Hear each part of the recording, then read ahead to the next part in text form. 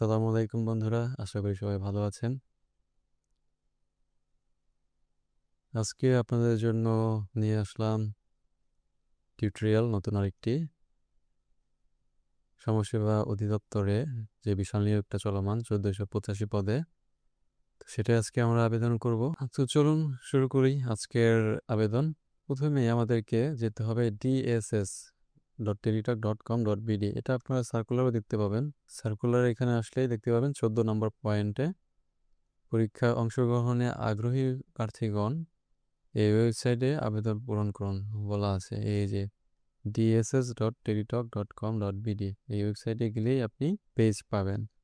তো এই ওয়েলকাম পেজটা চলে আসবে যখন আমরা dss.teletalk.com.bd-তে আসব, তখন আমাদের সামনে এরকম একটা পেজ চলে আসবে। এরপর আমরা আবেদন করব হচ্ছে application form, click here to apply online. এইখানে আমরা একটা ক্লিক করে দেব। ক্লিক করার সাথে সাথে আমাদেরকে এখানে দেখাবে অ্যাভেলেবল সার্কুলার কোনটা আছে। তো আমরা এখানে রেডিও বাটনে একটা চেক মার্ক করার পর আমরা এখানে নেক্সট বাটনে ক্লিক করে দেব। তো নেক্সট বাটনে ক্লিক করার পর আমরা এখানে দেখতে পাবো সমস্ত পোস্টগুলো। তো এখান থেকে আপনাদের সার্কুলার অনুযায়ী প্রযোজ্য ক্ষেত্র যেটা আপনার ইন্টারেস্টেড দিতে যাচ্ছেন সেখানে আপনারা ক্লিক করে দেবেন। সো অ্যাজ এ সিম্পল হিসেবে আমি এখানে প্রধান সহকারী হিসেবেই ক্লিক করে দিলাম। প্রধান সহকারী হিসেবে ক্লিক করার পর নিচের দিকে চলে আসবেন।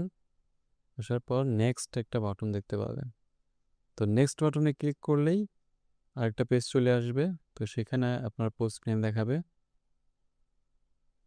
এরপরে সেকেন্ড যে option, premium member of all jobs. আচ্ছা, অল জবসে প্রিমিয়াম মেম্বার কিনা সেটা জিজ্ঞাসা করা হচ্ছে। জাস্ট এখানে নো করে দিবেন। নো করার পর নেক্সটে চলে যাবেন। নেক্সটে চলে আসার পরে এখানে আপনি নেম অফ দ্য পোস্টটা দেখতে পাবেন। আপনি যে পদের জন্য আবেদন করবেন সেই পদটা আপনি এখানে দেখতে পাবেন। আর এখানে হচ্ছে বেসিক ইনফরমেশন, অ্যাপ্লিকেশন নেম, আবেদনকারীর নাম লিখতে হবে এখানে। প্রথমে এখানে ইংলিশের নাম লিখতে হবে। এরপরের ঘরে হচ্ছে বাংলায় লিখতে হবে, আবেদনকারীর নাম বাংলায় লিখতে হবে। আচ্ছা, এখানে বাংলা কিভাবে লিখবেন? আপনার এখানে যদি অভ্র কিবোর্ড ইনস্টল করা থাকে, তো সেক্ষেত্রে আপনি কিবোর্ড থেকে F12 প্রেস করবেন। F12 প্রেস করার সাথে সাথে এটা কিবোর্ডটা বাংলা হয়ে যাবে, তখন আপনারা বাংলা লিখবেন। আর বাংলা লেখা শেষ হয়ে গেলে আবার F12 প্রেস করবেন। প্রেস করলে সেটা ইংলিশ হয়ে যাবে। তো এরপরে হচ্ছে ফাদার্স নেম, আপনার তথ্য অনুযায়ী NID অনুযায়ী আপনি এখানে লিখে দিবেন। ইংলিশে লেখার পর আপনাকে এখানে বাংলায় লিখতে হবে, এখানে বাংলায় লিখে দিবেন। এরপর হচ্ছে মাদার্স নেম, মাদার্স নেমটা লিখে দিবেন। মায়ের নাম সেটা ইংলিশে হবে, এখানে ইংলিশে লেখার পর এখানে বাংলায় লিখতে হবে। এরপরে ডেট অফ বার্থ, আপনার NID অনুযায়ী আপনি এখানে আপনার বার্থটা সিলেক্ট করে দিবেন। এরপর হচ্ছে ন্যাশনালিটি, এটা বাই ডিফল্ট থাকবে বাংলাদেশি, তো এটাই থাক। এরপর হচ্ছে রিলিজন, রিলিজন হচ্ছে আপনি কোন ধর্মের, তো আপনার ধর্ম কোনটা সেটা আপনি এখান থেকে চুজ করে দিবেন। এরপর হচ্ছে জেন্ডার, ইমেল হলে মেল, ফিমেল হলে ফিমেল, অথবা আদার্স হলে আদার্স দিবেন। এরপর হচ্ছে আপনার ন্যাশনাল আইডি, ন্যাশনাল আইডিতে আপনি ক্লিক করার পর ইয়েস নো দুটো অপশন পাবেন। আপনার যদি ন্যাশনাল আইডি কার্ড থাকে সেক্ষেত্রে ইয়েস দেবেন। ইয়েস দেওয়ার পরে আপনার NID নাম্বারটা এখানে লিখে দিবেন। লেখার পর নিচে দেখতে পাবেন বার্থ রেজিস্ট্রেশন, এখানে ক্লিক করার পর এটা চাইলে দিতে পারেন, না দিলেও সমস্যা নেই। আমি এখানে দিচ্ছি না, আমি এখানে নো করে দিচ্ছি। এরপরে হচ্ছে পাসপোর্ট আইডি, পাসপোর্ট আইডি দিলেও সমস্যা নেই, না দিলেও সমস্যা নেই, সো আমি এখানে নো দিয়ে দিচ্ছি। এরপর হচ্ছে ম্যারিটাল স্ট্যাটাস, আপনি যদি ম্যারিড হন ম্যারিড দিবেন, সিঙ্গেল হলে সিঙ্গেল দিবেন, আদার্স হলে আদার্স দিবেন। এরপর হচ্ছে আপনার মোবাইল নাম্বার, আপনার মোবাইল নাম্বারটা এখানে লিখে দিবেন। কনফার্ম মোবাইল নাম্বার, এখানে আবারও মোবাইল নাম্বারটা লিখে দিবেন। এরপর হচ্ছে আপনার ইমেল, আপনার ইমেলটা এখানে আপনি দিয়ে দিবেন। এরপর হচ্ছে কোটা, এখানে আপনার প্রযোজ্য যে কোটা সেটা দিবেন। আর যদি কোটা না থাকে সেক্ষেত্রে নট অ্যাপ্লাইকেবল, একদম নিচে যে অপশনটা এটা আপনি সিলেক্ট করে দিবেন। এরপর হচ্ছে ডিপার্টমেন্টাল স্ট্যাটাস, তো এগুলো যদি আপনার প্রযোজ্য হয় তাহলে আপনি দিবেন, আর যদি না প্রযোজ্য হয় তাহলে নট অ্যাপ্লাইকেবল দিবেন। এরপর কেয়ার অফ, প্রেজেন্ট অ্যাড্রেসের এখানে কেয়ার অফটা আপনি লিখে দিবেন। কেয়ার অফ হচ্ছে আপনার বর্তমানে গভর্নমেন্ট থেকে যে লেটারটা দেওয়া হবে তো সেটা কে রিসিভ করবে? তো এখানে আপনার বাবা মায়ের নাম, ভাই বোন বা যে কারো নাম দিতে পারেন। এরপর হচ্ছে ভিলেজ, রোড, হাউস অথবা ফ্ল্যাট, আপনার ফুল অ্যাড্রেসটা এখানে দিবেন।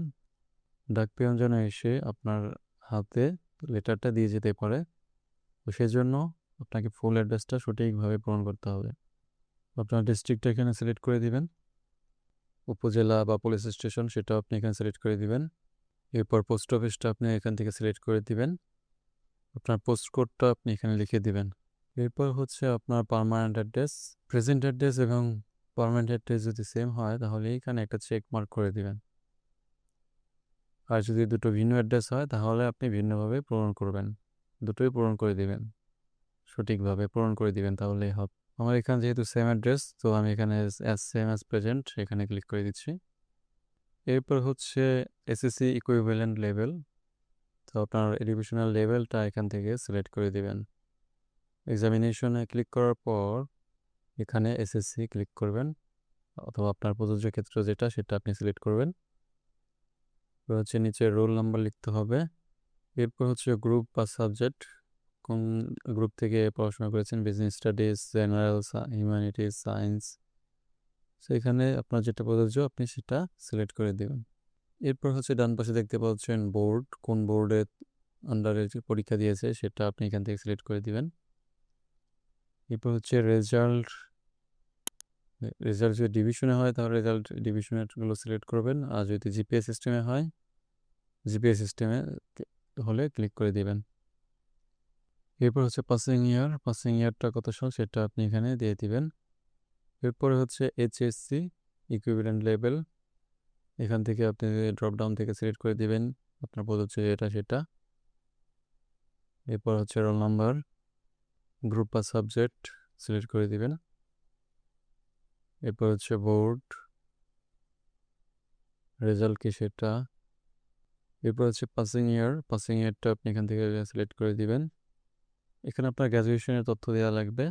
এক্সামিনেশনে ক্লিক করার পর আপনি এখানে অনেকগুলো অপশন পাবেন, যেটা আপনার প্রযোজ্য সেটা আপনি এখান থেকে সিলেক্ট করে দিবেন।